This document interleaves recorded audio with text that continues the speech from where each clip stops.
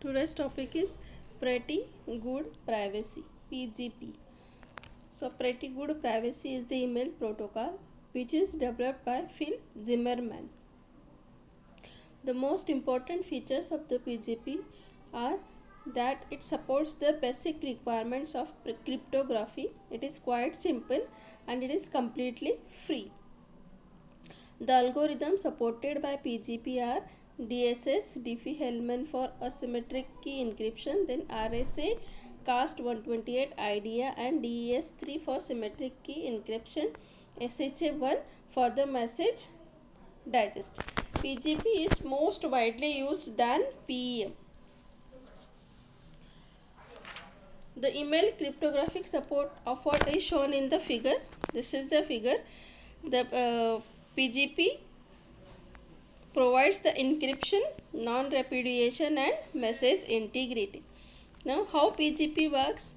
The broad level steps of PGP are digital signature, then after that compression, then after that encryption, then enveloping and then base64 encoding.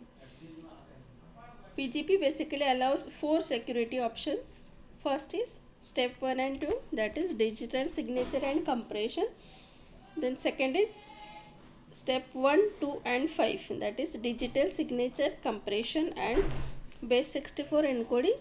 And the last is step 1 to 5, that is digital signature, then compression, then encryption, then enveloping and base64 encoding.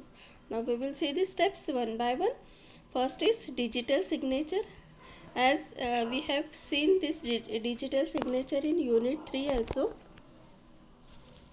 So here to produce the message digest, SHA1 algorithm is used and the resulting message digest is then encrypted with the sender's private key.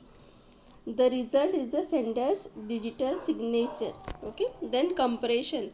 So here this is the additional step in PGP. Here the compression is used to reduce the size of the final message that is to be transmitted. For this purpose, Lempel-Ziv algorithm is used. So this algorithm is a search for the repeated strings and then it replaces that repeated string by the variables. For example, here the example is given, what is your name? My name is Atul. So here the name is and a name, this string is repeated. Here name and is repeated. So for the is represented by the variable a, that is represented by number 1, and the name is represented by the variable b and that is represented by number 2. So here we can replace the is and name by 1 and 2. So what is your name? As is a 1, so here 1 is written, name is 2, so here 2 is written. Here my name is Atul, so name is 2, so 2 is written here. Is 1, so 1 is written here. My name is Atul. So this is the compressed string, so it reduces the size of the message. Okay, then encryption.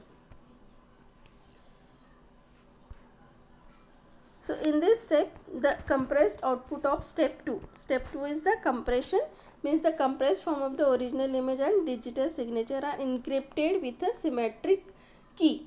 So here either CFB or IDEA algorithm is used. Then digital enveloping.